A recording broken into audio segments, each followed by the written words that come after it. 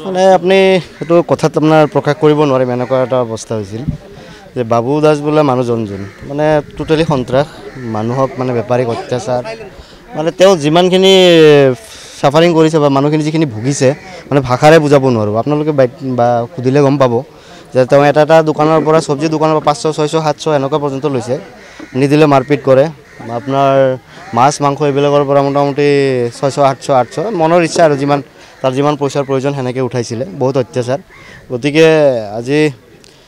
এই বৰ্তমান কমিটিয়ে মানে নতুন কমিটি এটা গঠন কৰিবলৈ ওলাইছো বা অতিমধ্যে হৈছে আমাৰ তো এতিয়া ভাবিছো যে ধুনিয়াকে যাতে পৰিৱেশটো ভাল হয় আৰু ধুনিয়াকে যাতে সবে চলিব পাৰো হেতু হিচাপত আমি আগবাঢ়ি আইছো আৰু ইয়াৰ কাৰণে বিশেষকে আমাৰ প্ৰশাসনৰ ফালৰ পৰা সিপি ছাৰলৈ বহুত মানে ধন্যবাদ আৰু আমাৰ সেন্ট্ৰেল ডিসিপি ছাৰৰ ধন্যবাদ আৰু এডিসিপি বাইদেউলৈ অশেষ ধন্যবাদ তেওঁলোক আজি মিটিঙত মানে আমাৰ এনেকৈ সিদ্ধান্ত কৰা হ'ল যে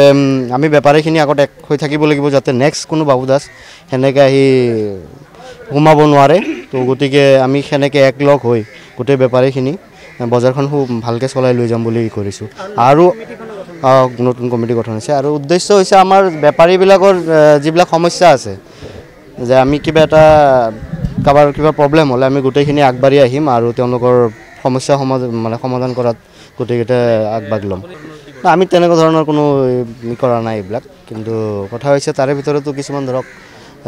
জাবৰ সাফা কৰাৰ অলপ খৰচা আছে লাইনৰ পানীৰ আপোনাৰ লেট্ৰিন বাথৰুম এইখিনি নমিনেল কিবা এটা আমি হয়তো উঠাম এইখিনি নাই গুণ্ডা টেক্স দিব নালাগে আৰু এইটো আমাৰ যি কৰিম আমি বেপাৰীৰ লগত বহি বেপাৰীয়ে বস্তুগুলো আলোচনা কৰি ধুনিয়াকে কৰি লৈ যাম যাতে ধুনিয়াকে ভাল পৰিৱেশ এটা থাকে আৰু প্লাস যাতে আপোনালোক আহিব বজাৰখনৰ অৱস্থা আগৰ অৱস্থা আৰু বৰ্তমানৰ অৱস্থা চাওক আগত আপোনাৰ সবজি আপোনাৰ ধৰক 100 টকা 80 টকা হেনেকে কিলো আছিল বামুনিদাম বজাৰখন মানে এনেকুৱা অৱস্থা আছিল নাম এটা আছিল যে সব কমত যিমান কমত পায় বামুনিদামত পায় কিন্তু হি হুমাৰ পিছত এনেকুৱা পৰিৱেশ এটা হৈ গ'ল বেপাৰীও মানে কমি গ'ল প্লাস আপোনাৰ বাহিৰা গ্ৰাহকো আহা কম হৈ গ'ল কিন্তু এতিয়া এই 10-12 দিনত এনেকুৱা অৱস্থা হৈ গৈছে সবজি এতিয়া আপোনাৰ 20 টকা কিলো এটা মোৰ 10-11 বছৰ হৈ গ'ল বাবু দাস থাকাতে আমি 600 টকা দিছিল প্ৰতিদিন 600 টকা কিহৰ কাৰণে এতিয়া আৰু ৰেটটো লৈছে গুণ্ডা টেক্স বুলি কয় টেক্স আৰু দামো বাঢ়িছিল তেতিয়া সবজি 40 টকা বৰাবৰে 600 টকা দিলে আমাৰ সবজি ৰেট উঠাব লাগিব না এতিয়া নতুন কমিটি ক'লে যিখিনি ক'লে আমাৰ ভালে ক'লে পইচা দিব নালাগে আমাৰ পইচা দিব নালাগে শাক পাচলিৰ দাম অলৰেডি কমি গৈছে 20 টকা হৈ গৈছে 20 টাকা সব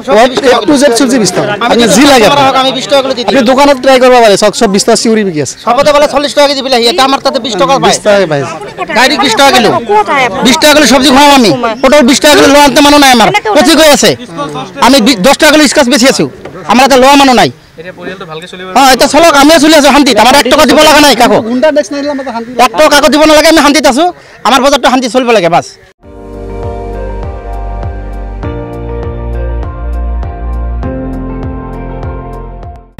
আপুনি চাই আছে ND24 সৰ্বশ্ৰেষ্ঠ নহয় সৰ্বোত্তমৰ দৌৰ